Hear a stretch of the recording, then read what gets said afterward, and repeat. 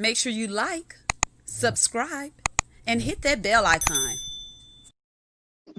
Hello, and welcome to Let's Sip and Talk with Freema. So tonight we have on one of our Orangeburg natives, Eric Salley. He actually played overseas pro black basketball. He was a Claflin basketball star, and now he coached AAU. So that is awesome. So I just wanted to dig in a little bit and hear his background story. Make sure you guys ask questions if you ask questions, and we'll go ahead and bring Eric Salley on now. Yeah, you know what it is. Black and yellow, black and yellow, black and yellow, black and yellow. Yeah, you know what it is. Black and yellow, black and yellow, black and yellow, black and yellow. Yeah, you know what it is. Everything I do it big. Yeah, screaming that's nothing. When I pulled off the lot, that's nothing. Reppin' my town, when you see me, you know everything. Black and yellow, black and yellow, black and yellow, black and yellow. I put it down from the whip to my diamonds. I'm in black and yellow, black and yellow, black and yellow, black and yellow. Black stripe, yellow paint. I hear they scared of it, but them pros ain't. Soon as I hit the club, look at them whole face. Hit the pedal once, make the floor shake. Sway inside, my engine roaring. It's the big boy, you know what I paid for it.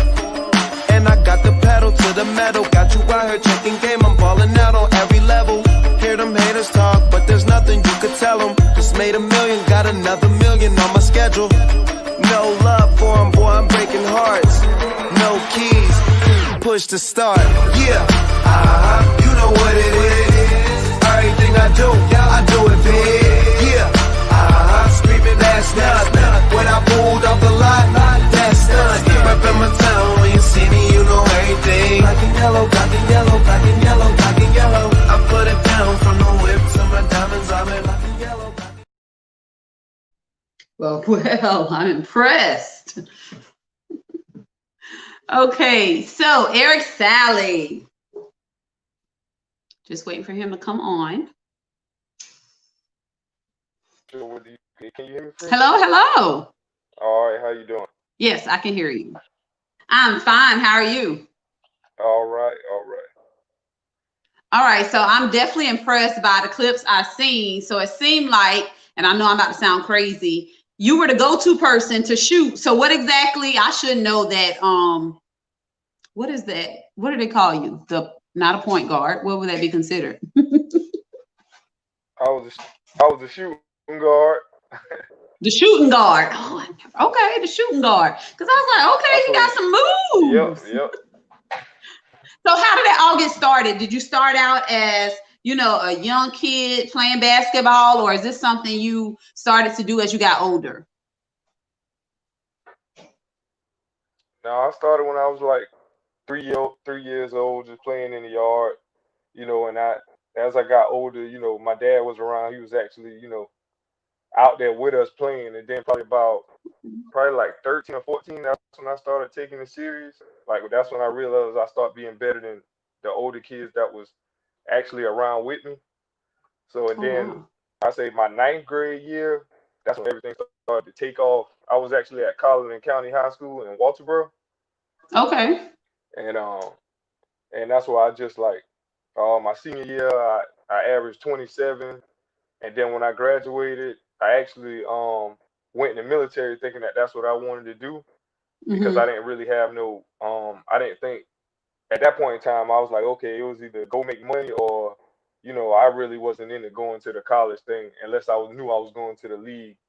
So when I say league, I mean NBA or whatever. NBA, yeah. And then I wound up going to a workout at South Carolina State, and actually did perform well at that workout, and I wound up enrolling at Claflin. And that's Okay. when my first year at Claflin, I didn't have good grades coming out of high school, so I had like C's all the Hmm. way maybe from 9th, 10th, and 11th grade. I had C's, and then my 12th grade year, I started like getting better grades. But what kids don't know is they look at all those grades from like 9th grade on up. Oh, You know what wow. I'm See, I saying? didn't And know then that. right, it's not just your senior year when they say they actually check your grades and stuff. You got to have good grades from 9th through 12th. And a Wow. lot of kids Okay. don't know that. Or you got to have a good SAT score or a high ACT score, you know. Well, I'm glad you And shed light on that. right. That gets more to the part where I say I'm actually out here trying to help kids understand like you can't just play a sport in school. It's way more beyond. It's you're academic before you're an athlete. You know what I'm All saying? right. And a lot of kids don't understand that, and that's what we as parents and as adults we gotta keep pushing the kids when we see them swaying to the left, like in the early stages. A kid might be real good, but we can't ignore the fact that okay, you real good and you're not gonna do no schoolwork. You Right. know. And then It's as I it's go ahead. no. Go ahead. Go ahead. When I got to uh probably my junior year at Claflin, I was averaging like at this time I was averaging like 20 points. So that's when my Hmm. name started getting on the radar. Everybody wanted to see me. You know what I'm saying? I packed gyms out, and my senior year, while I was averaging like 27 points, an agent hit me up. Which is illegal. Just so kids know, you're not Oh, supposed to be talking to an agent while you still playing in college basketball. You know, a lot of mistakes that I made, I'm trying to tell other kids not to do because nobody taught me. right. And um, which is maybe that's how God wanted it to work. Maybe it was a guy like me who was supposed to take these hits. You know what I'm saying? And Absolutely. he basically got me a contract in Germany. Then he wanted me to go to Iceland, and then he got me a contract. My last contract was in Kosovo. So that's what the Wow. videos you seen in the yellow and black jerseys. So Okay. basketball took me, all across the world, but people got to realize, like, while I was in college, I had kids. So, you know what I'm saying? At that point in time, it was like, that goes back into a money thing. Like, you know what I'm saying? Right. At that time, I had my daughter and my son. So I didn't really realize, like, okay, well, they mom can't, you know, pay all the bills, whatever. And, I was Mhm. actually basically sending money home all the time. All the Yeah. time. Yeah. Can you still hear me? I can still hear you. Okay, you sound clear now. Mhm. But my once I so my last year while I was playing overseas, I just decided I was like, I had to come take care of my mom because she got real sick, and I just Mhm. decided to come home, and I just like I said, God blessed me with a good job where I work at now, which is GK Aerospace, and then Okay. I actually started my own company, Eric Salley Custom Apparel, and that's when it just like Okay. Yes. I have all, yep. And that's why I make, anything from jerseys to t-shirts, anything a person could think of, I could design it and make it. And Okay. I started an AAU program for, at first I thought it was just going to be, class of 2023, which is 10th graders. But Hmm. from the summer that we had, I actually got, a lot of calls from younger kids. So from moving forward, it's gonna be Team Sally, sponsored by Big Shots. So Big Shots actually gonna sponsor me to have these teams. So I'm gonna have a younger age group as well as an older age group. So, what exactly are the age groups for AAU? So For your teams? so right now it's gonna be I'm gonna do a team. It's gonna be 10th grade, 9th grade, and then I'm gonna just have a 12th grade team, and then Okay. I'm gonna go from 8th grade. So if you're in 6th and 7th grade, you can play up with the 8th grade team, and then I'm gonna do 3rd and 5th grade teams. Okay. So So that's good. I'm really gonna have like 6 teams. Wow. So that's awesome. And I like the fact that you mentioned, God placed you there for a reason, to learn all this stuff, because I actually never knew that an agent couldn't contact you while you're still playing. You know, as a mom and my kids, they're athletes, and I'm always, okay, Kali, now is a critical time for you. You're in 11th grade, not thinking they're going to be looking at 9th, 10th, so yeah, you're here for a reason, and the young boys need that. But I noticed you didn't mention 11th grade for AAU. What team are they not? 11th grade would be. So what happens is with 11th grader, he plays on 12th grade team. They just play up. So like whatever grade you're under. So if you're in 9th grade, you can play 10th, 11th, 12th. Oh wow! So do you go by how good they are?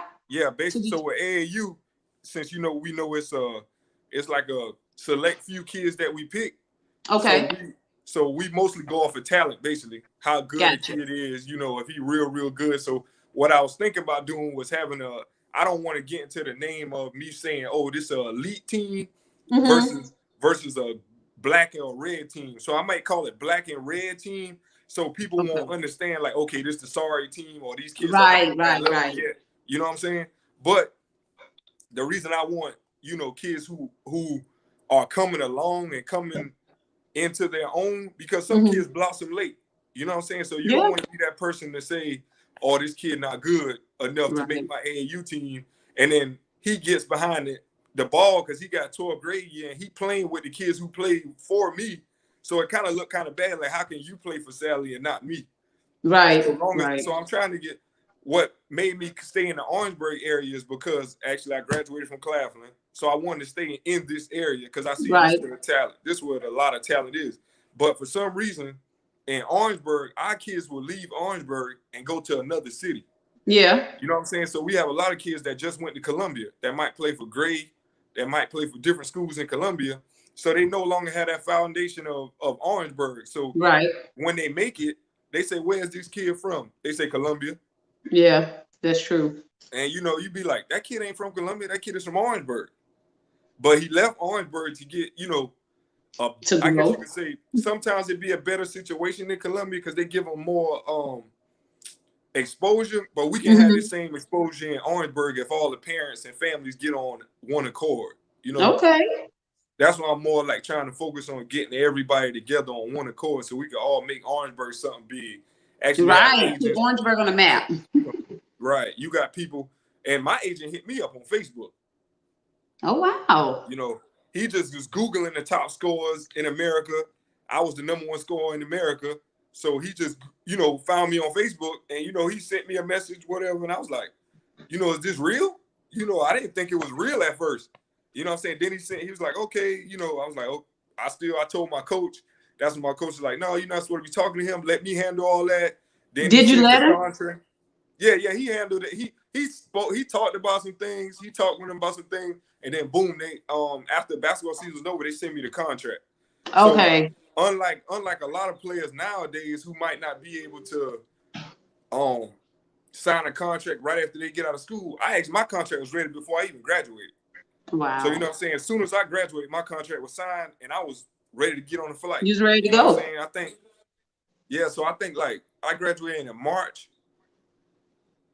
No, May. I graduated in May. And then April, May, June 8th, I got on the flight and I was going. Wow. So did you do like research? Were you nervous? Where'd you go first? Germany? Yep. Like I was nervous the whole time because I didn't know anybody. I didn't know what I was doing. You got to think about it now. There's a guy who the guy who was actually my agent was a lawyer out of Florida. He actually sent my plane ticket. Told me I needed my IDs. Matter of fact, I didn't even have a passport. I had to get get a passport. So that took about a week and a half. They rushed and got me the passport. So you on a flight by yourself for all these hours. You know what I'm saying? You get off, the McDonald's ain't the same. The food is nowhere near the same. When you leave the country, you get this kind of different kind of aura because people, when you arrive in these other countries and they see this black guy, that they normally not used to seeing, they kind of treat you like, it's not like America where people look down on you. Like these people are actually looking at you like uppity, that like they look at you like, oh, I need to find out who this guy is, you know. They know you're over there for a reason, a good reason. Right. They honestly, they speak English like us. Like we supposed to go to class to learn Spanish and French and other stuff like that. These people go to school to learn English, and their English is real good. So like you using slang, they probably wouldn't understand what you're saying. You know what I'm saying? They used to go on they would go on Google Translation and type in what they wanted to tell me, and then read it off Google like what it says. They'll show me the phone. I'll be like, oh, okay, I understand what you're trying to say. Wow. How old were your children when you had to get on that flight? My daughter was actually born 3 months before I left. Oh, and my son was born in October. My son was born in October. While you were gone? Following. Yep. Oh, no, wow. I came home. I was actually here when he was born, but. Oh, okay. How did that feel for you, knowing, like, I know you were going to do something better, you know, so you'll be able to take care of them and everything, but did it make you feel some type of way that you had to leave? And then, you know, she was pregnant when you left. Your baby was 3 months. So how did it make you feel internally? Did you feel like you were kind of battling back and forth? No, it's the most. Really, I can't. When it comes to that, the part about I actually wasn't with the girl. Like me and her weren't dating. Me and her weren't in a relationship. So the hard part is actually seeing your baby on Skype. Yeah. Because of the time zone difference. So it might be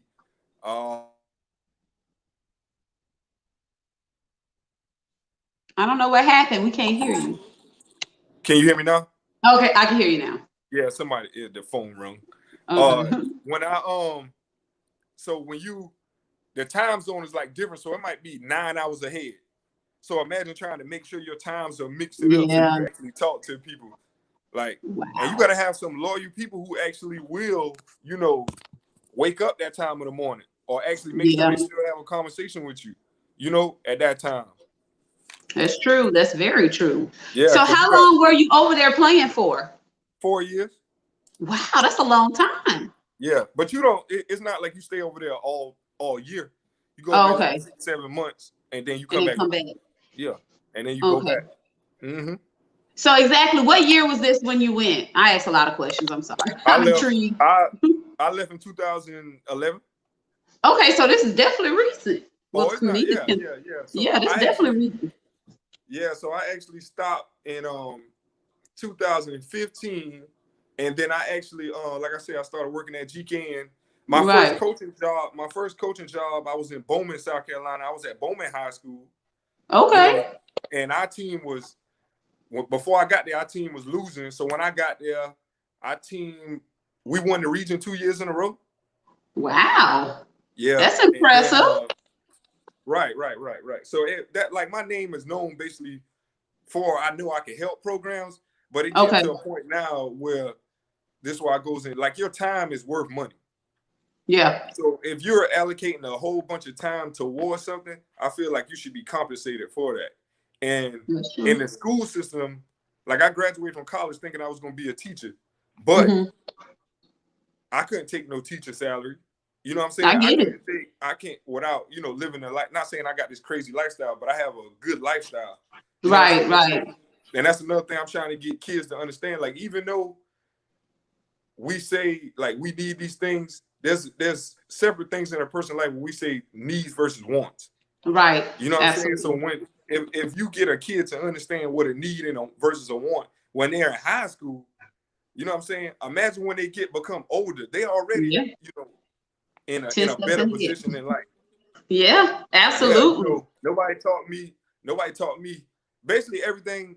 This is why I say I know God took care of me, because everything I learned is off of the mistakes that I made. There wasn't a person who said I could show Salley how to go this route or go that route. You know what I'm saying? Right. Like before I went overseas from Claflin, because the Claflin is Division II school, you know, you would quote unquote think this player is not going to be able to make it. You know what I'm saying? He's not going to be able to make it pro. But before me, I think it was like in the 90s, somebody went overseas or something like that. Before me, nowhere near close to me. Or not even with my coach that actually had that conversation to say, okay, we can lead Salley on the right path. So I did a lot of things that I shouldn't have did, but now I can teach other kids. But how you to can do teach that. exactly. And that's why I say a lot. If we didn't have these life experiences, if we didn't make these mistakes, then how do we know it's a mistake and not to do it again? You know, so we have to learn from our mistakes. So it's great you learn from it, and now you're giving back, you know, to these young gentlemen. And that's awesome. When you came home in 2015, how did you know you wanted to give back in that way? How did you know you want to coach, or you just knew basketball was your thing and you were good at it? Actually, before I even came home, there's a guy. He was the AD. He was like, "Hey man, you want to coach?" And I was like, "Man, you know, when in my mind, I'm thinking about money. I come from making a lot of money. I'm making a lot of money, so I'm like, man, I'm not gonna stop making money so I can actually coach these kids because I know how much time it put into them. Yeah. So I actually I became the B team coach at first. I remember, and I was having a headache every night dealing with them young kids, like, and I was just like, man, I can't deal with this. So as I got that little couple months out of my system, and I was like, oh, and I watched kids actually blossom and grow. Right. Because people see my son at 10 years old and be like, how's that boy that good? You know, and I'm like, well, dang, you know. And it's another thing, it's kind of something I need to talk on, but I don't like talking about it. A lot of our kids in Orangeburg come from single parent homes. Right, that's true. So it's actually their mother who is actually doing all the dirty work, and you know. Yeah. So definitely the mother can't take them to practice all the time, can't, you know what I'm saying, and go to work. Because they may have a younger child that she taking care of too. So the older brother might be helping her take care of the younger child. And right. You know, these kids have responsibilities at younger ages that they shouldn't have. Absolutely. And I know that is the truth. I know we can say, oh well, this you're supposed to help other situations or help people in situations. I'm gonna give you a prime example, and I'm gonna tell you, I want to hear your comment about this. Okay. So I was talking while I was overseas, I tell people this story all the time, and they be like, wow, Salley, you brought some insight to my life. So I was over there talking to him, and he was like, we were just talking about the background of my life and stuff like that. And he was like, you know, the difference between us and people like you. He didn't want to say black or white. Right. This guy was white, you know, but he was real cool with black people, like, not like he tried to fake like he was like us, but he understood like everything we had to go through. So he was like, you know, at 17 years old, you said you left the house. And I said, wow. I was like, yeah. He said, yeah, I did some research on you. At 17, you left your house, blase. He was just started talking about credit, stuff like that. I was like, I never heard of that. He was just like, just imagine this. Just imagine you left the house at 25. And I was like, at this time now, you got to think about my age. I'm 25. I'm almost 25.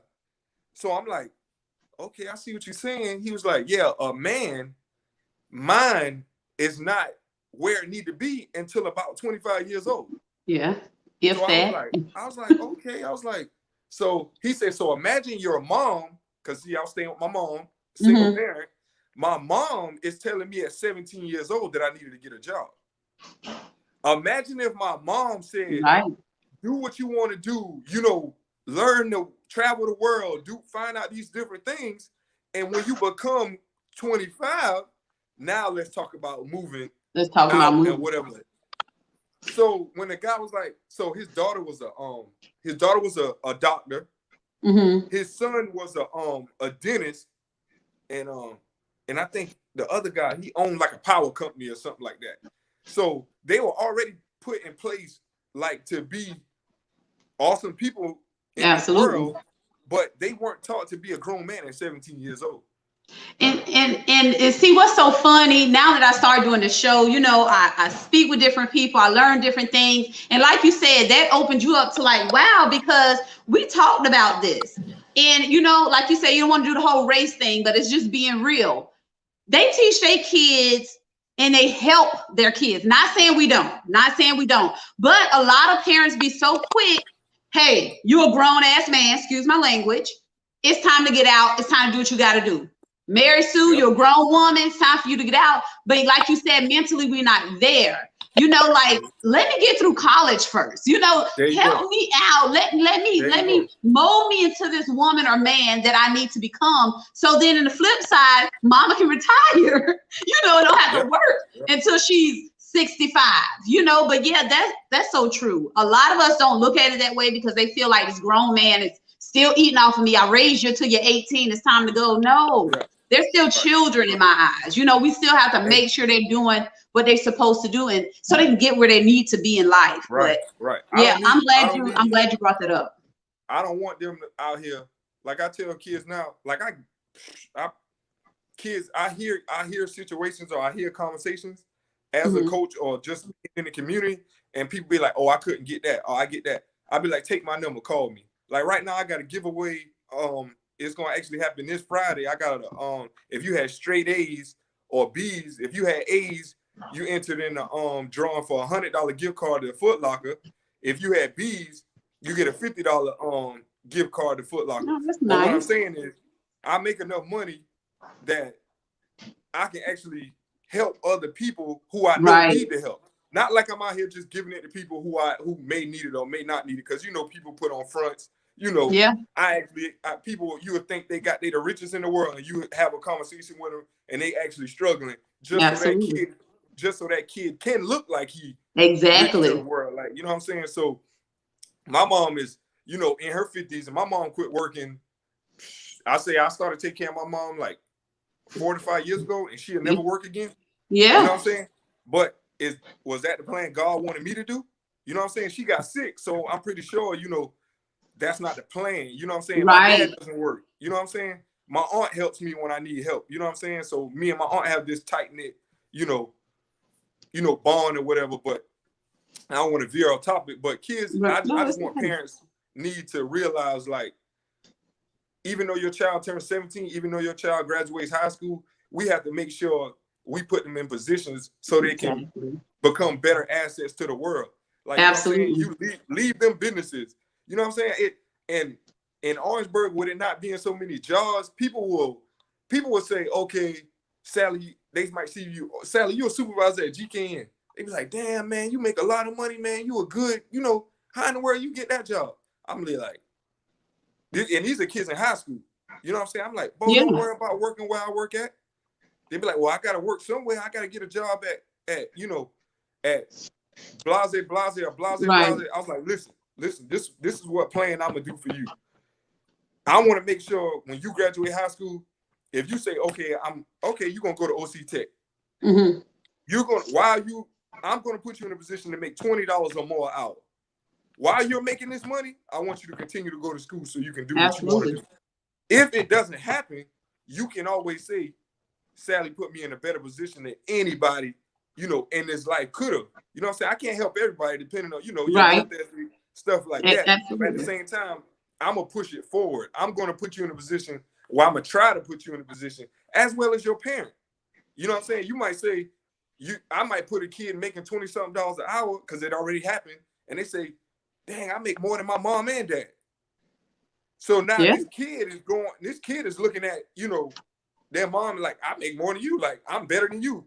But that's what the mentality we have. We have this money mentality. Yeah. Like, you know what I'm saying? Instead of psychologically changing our mind and say, we're going to help each other as a Together. family. It's not about how much Absolutely. you make, not about how much you make, but all of us money together can actually Yep. build something for our future. You know what I'm saying? Absolutely. So I think with AAU, getting back to AAU, I think we're allowing the kids to play year round and not just in the winter.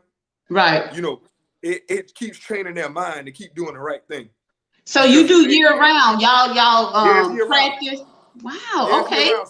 So their basketball season is going to end in February, and we start right after basketball season. Well, I got some questions. There's some questions on here. April said Claflin in the house. She went to Claflin. Okay. Melvin said hello. Hey, Melvin. April said, when do you all start trials for AAU, or is it on hold due to COVID? Well, right now, of course, they won't even let us use a gym in Orangeburg because of COVID. So hopefully January, hopefully with new president, hopefully we can clean some things up and we can actually, have a regular tryout. If not, to be honest with you, I'm just gonna put them on the team. Okay. Like, you know what I'm saying? Let's say I have 20 kids. I'll make 2 separate teams. Gotcha. Okay. Well, I know my nephew, that's my sister, so I know she has her son, he's playing for the school now, and then I have 2 boys, but my oldest is into basketball. My middle is not.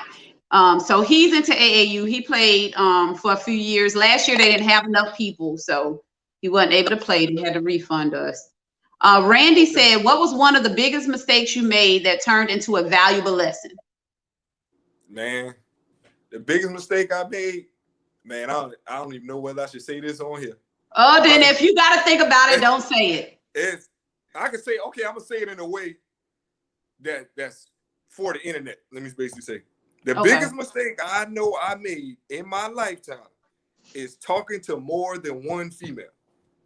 Okay, I like that answer. Kudos to you. because me coming from being a star, the star basketball player in high school, the star basketball player in college, I chose to say, okay, I can have my cake and eat it too anytime I wanted to. Mm-hmm. You know what I'm saying? And that put me in situations where I didn't even know I had a child on the way. I get another girl. I think this is my girl. You know, I get her pregnant. Now I got 2 kids by 2 separate women on the way. You know what I'm saying? Lord. It's like, and then this goes back to parenting. Not saying my dad is a bad parent at all. Mm-hmm. Not saying my mom is a bad parent at all. They never taught me to say, okay, well, you get this one girl. You know what I used to hear all the time? What? In high school? That girl you talking to now is not going to be the girl you with. So you sitting there going crazy. You're going crazy over this girl. This other girl, you like her as a friendship, not even sexually, just a friendship, you know? And you like, okay, man, I can't even talk to her because I go with her. Or I'm in a relationship with her. My girlfriend don't want me talking to her. You know what I'm saying? As young adults, as young kids, we need to show these kids that, okay, you don't have to talk to 5 different women. This girl can be your main girl, your girlfriend, your soon-to-be wife. These other girls can be friends. Absolutely. In this world we have what's going on today, people think you can't have friends as the opposite sex. And I'm gonna tell you why. And I hate to get off topic, but we're on this topic. A lot of reasons why is because, as I'm speaking as a female, of course, because I'm a female, you have these male friends, and eventually, what do? They end up coming on to you. They end up trying you, and that just mess up the whole friendship. Yep. So it's you guys. hey, I ain't gonna lie. Some of my friends, like the friends I have now that I would never try, sometimes it come through my mind. Sometimes it goes in my head like, dang, I want to try her. But then once I try her, now I don't have nobody to call. Once I try. Now I don't have nobody to call to talk about things. Now I don't have nobody to get stuff off my chest. Now all this bundled up. And, you know, but if I would have just said, okay, well, these are my friends, and then a lot of the people I know from Claflin, I honestly can say this. I'm not kudos to Claflin, but most people a lot of people who came from Claflin with me are actually doing great things in this world. That's like, awesome. You know what I'm saying? Like doing a lot of things, like building, like, you know what I'm saying? Stuff that and the weird part about this, 70% of the people who graduate from college do not even do nothing in they feel that they graduated. That's true. So imagine so that goes back in there. I done told this kid to go to college. Salley done got this kid loans.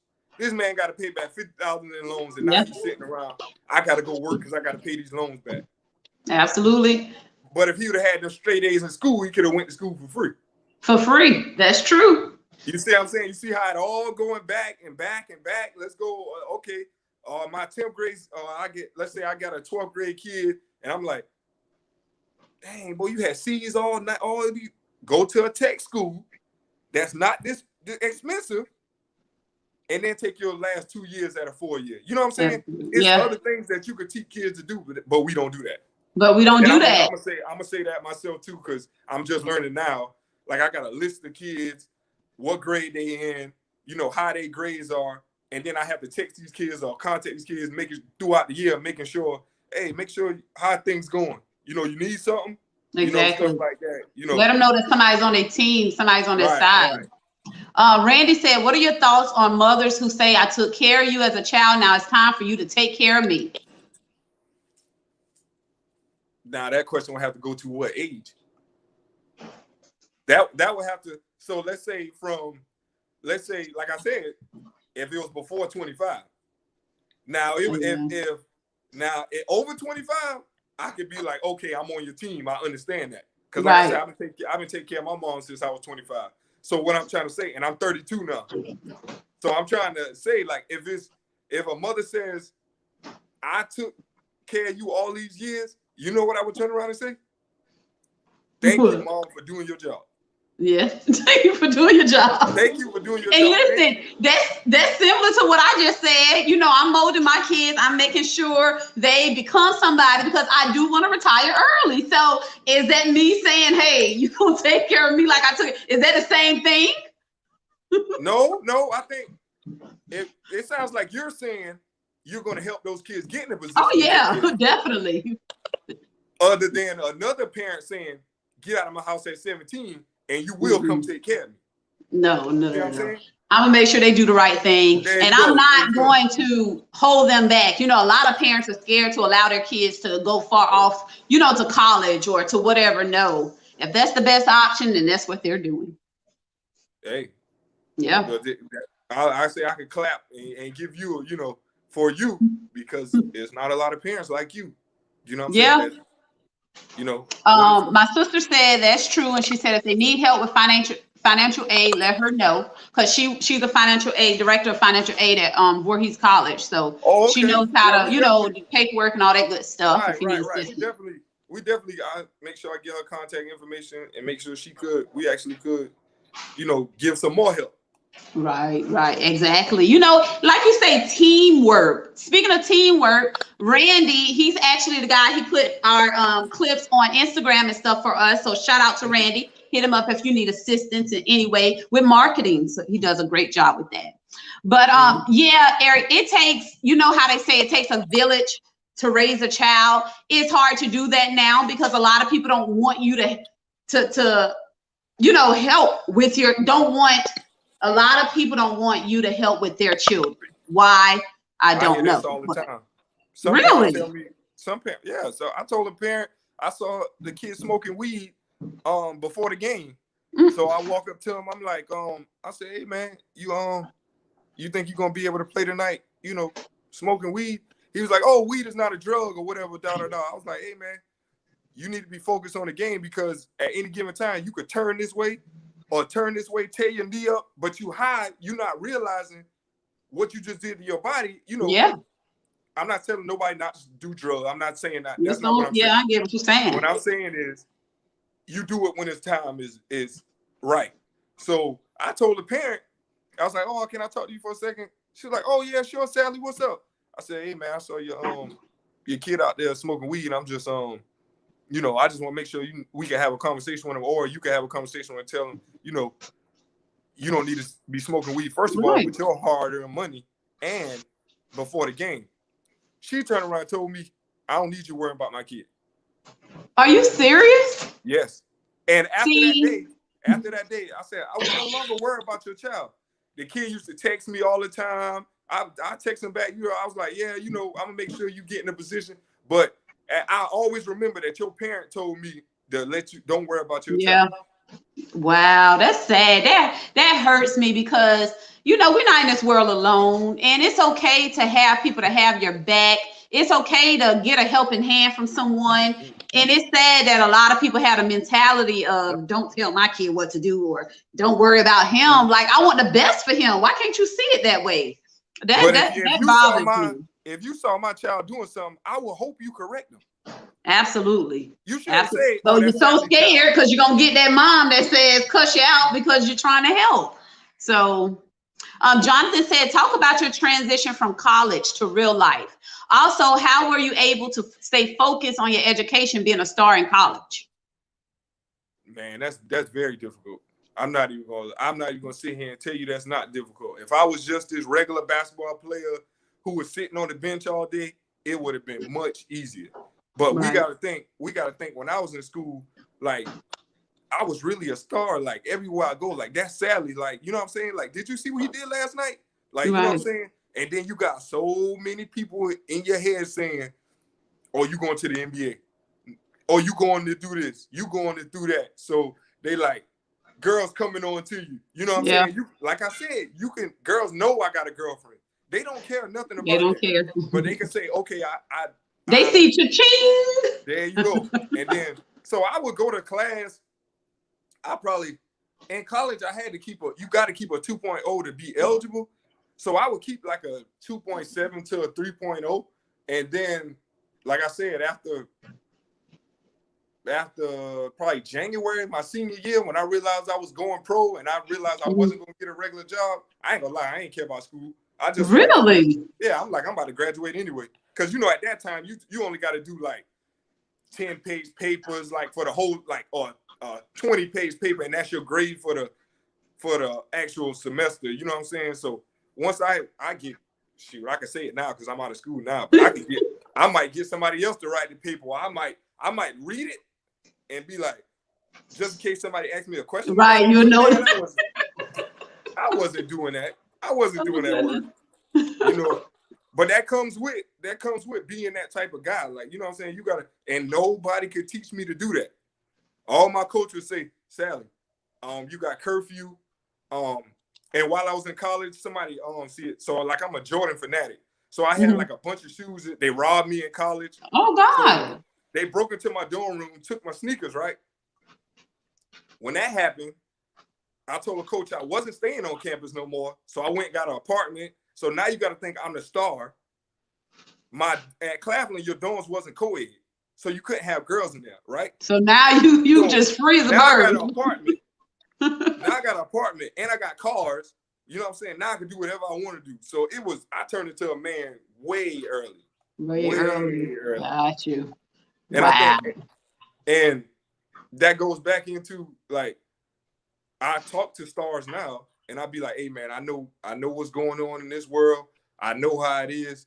You know, a lot of coaches don't understand you never was the star. So you trying to have a conversation with this kid, but you don't know all these little things that's coming at this kid at one time. You know what I'm saying? So now with social media, you know what I'm saying? A kid might have 10,000 followers. You know what I'm saying? He might get a dunk that night. It might go on YouTube or ESPN or something. Now he done blown all the way up. Yeah. It's coming so quick that the kid mind get like, oh, I'm bigger. I'm the star. Like, and nobody's there to say, hey man, calm down, man. Your time. Calm down. Like, yeah. You know what I'm saying? But yeah, that was a good question right there. Like, you gotta turn into a man early. You gotta turn into a man early. But how did you transition, like coming back from you know, playing pro ball overseas and coming back? Okay. Yeah. Okay, so when I got back, I took a job at GKN this goes back into I took a job building airplanes. I was actually inside the plane all day drilling holes. So I actually start having conversations with other people. They start knowing like, you're the basketball player. You shouldn't be doing like, you know what I'm saying? Right. You graduated from college. I'm like, how can I move up into upper management? Yeah. So I applied, they denied me. But while they were denying me, they were telling me what I needed to work on. Okay. So I'm an introvert. So they would say, well, Salley, if you want to move up management, I need you to start talking to people more. Gotcha. Oh, you need to dress appropriately. You know what I'm saying? Tuck your uniform in, tuck your shirt in. You know what I'm saying? Let these people understand, these quote unquote white people, let them understand that you're not just this typical black kid. Right. You know what I'm saying? With tattoos. You know what I'm saying? Yeah. So I had a conversation. Then my second year there, they moved me up to a team lead. And then my third year, they made me a supervisor. You know what I'm saying? That's where we at now. Like, you know what I'm saying? So I went from actually being in a plane upside down all day to actually sitting at a desk now taking care of 30 people. 30 people. You know what I'm saying? Making sure they're straight. I'm listening to their problems. You right. know what I'm listening to, you know, I'm almost like a counselor. You know what I'm saying? Hey, trust me, I understand. For everything that goes on. And while I'm there, I'm still trying to coach other people to get a better life. And it's not even sports. This is just a better life, period. You know what I'm saying? Yeah, but, yeah, definitely. Yeah, and I'm glad that you mentioned as far as taking it in. You know, a lot of people don't like to take constructive criticism. Hey, Sally, you know, tuck your shirt in, da da da da. Some people, I'm not doing all that. Why I got to do that? So it's good that you mention that, so people know it's okay to, what you want to say, conform or do as they're asking you to do or telling you to do, so you can get better. A lot of people don't have that mentality. Oh, she says, how will I advertise? For the AAU tryouts. It definitely it'll be all over social media. I have flyers all around the city, so you'll know. You know, okay. Like I say, a lot of people, they already know who Team Salley is, so they're gonna be like, oh, that's Team. Like it'll be everywhere. I'll make sure it's everywhere. Okay. And then, yeah, just make sure you let me know. Yeah, we'll keep a rapport outside of the conversation, and we can keep Yeah, because I need to know. My little man was disappointed last year when we had to get our money back because they didn't have enough players. So his heart is basketball. So I will be in touch with you. Yeah, sure. First game is December the 1st at Stowe. Where you at school? Huh? Where's he at school at? Edisto. Okay. Yep. So first game is Tuesday night. So I'll see how that goes. Okay, we'll see. Yeah, we'll see how that goes. I'm gonna tell you, since he at Edisto, I'm kind of like I'm more on my OW kid side. Hey, you gotta tell him. Now I gotta go home and have a talk with Collie and say, look, now I'm when they play, I'm bragging on you. You're gonna have to show them something now. I don't think they play OW though. Not that I'm aware of. Okay. I don't think so now. I'm not sure. But anywho, is there anything else that you would want to share with us this evening, Eric, that we did not touch on? I just want us to keep molding the kids. Like, if you see a kid, I don't want us to be, when we leave here today, everybody who on this call, whoever, me, you, if we see somebody doing something wrong or we see a kid doing something wrong, I don't think we should turn our head. You know what I'm saying? Whether the kid listen to us, whether they curse us out after we say it to them, I want us to be the proactive people that say, okay, I tried to make a difference in that kid's life. Right. He listened to me or he didn't listen to me. But we did our part. You know, I'll take on that challenge. Then later on, we could say, oh, I remember I told that kid right there to do that. And he actually, I'm glad to see him doing better. You know what I'm saying? Absolutely. Or we could say, I made a suggestion to him. He cursed me out. Now he on the front page. We don't ever forget faces. That's another thing. We don't forget faces. That's true. Like, oh yeah, I did told him that. And then final thing I'll say is, I'm glad you brought me on here to actually shed light on, on the things that I did. But I want to also, I want to bring more like positive people in with me. Like, you know what I'm saying? Like, if we'd have another conversation, I want to make sure I have possibly have another kid with me that say, okay, this happened in my life. Sally helped me with this, or I just introduced myself to Sally. I feel like he, motivating me. Other people in the community. More besides, us talking about loving hip hop or Gotcha. I actually don't even allow my household to even watch that. To watch that. You know what I'm saying? So it's more like I just posted today that people need to actually read the book that Obama wrote. You know what I'm saying? That because he was on the Breakfast Club today, and I saw that, and I just shared his book. You know what I'm saying? I just want to keep putting putting a lot of positive energy in this area. Out there in the atmosphere. Yes, definitely. I agree 100%. I would love for you to come on. I would love for you to bring the kids on, just to spread that positivity. Because like you said, you don't forget a face. So you never know, the little youngins might see this one that knew him from school or whatever and say, you know what, he's going down this right path. I want to do it too. I always thought he was this cool kid and now he's showing motivation. And I want to do it too. So I'm pretty sure that'll definitely help by having the children come on and tell us, what they learned, what they've been taught. So yeah, we got to do that. That would be awesome. I would love to do that. Well, I do want to thank you so much, Eric. I appreciate this. I had a great conversation with you tonight. I learned a lot of things. And that's the reason we do Let's Sip and Talk with Freema, because we learn from one another, just having conversations, talk I'm pretty sure someone learned something tonight that they didn't know, and I must admit I did. So I appreciate you sharing that with us. I'm gonna ask you to stay on. Don't get off if you don't mind. Just to chop it up. Okay. Chop it up. I'm learning new slang. Chop it up a little bit before we disconnect. But anywho, you guys, before I disconnect, I want to make sure y'all aware December the 12th, we're doing a Let's Sip and Talk with Freema and Friends closet giveaway. This is the first annual giveaway that we'll be doing. So a lot of thrifters are out there. A lot of people may be going through some hard times. You may find some things for Christmas, gently used items, but hey, we may have some things out there that you could utilize, that your loved ones can utilize, or hey, for your children. So make sure y'all come out December the 12th. It's at 125 Chestnut Street, and it's from 9 to 12. Everything is absolutely free. We'll have masks for you to put on before you step into the building to do some shopping. Who don't want to shop for free? So make sure y'all spread that word. Spread it to the individuals that you know this could help. And as we always say on Let's Sip and Talk with Freema, peace and love.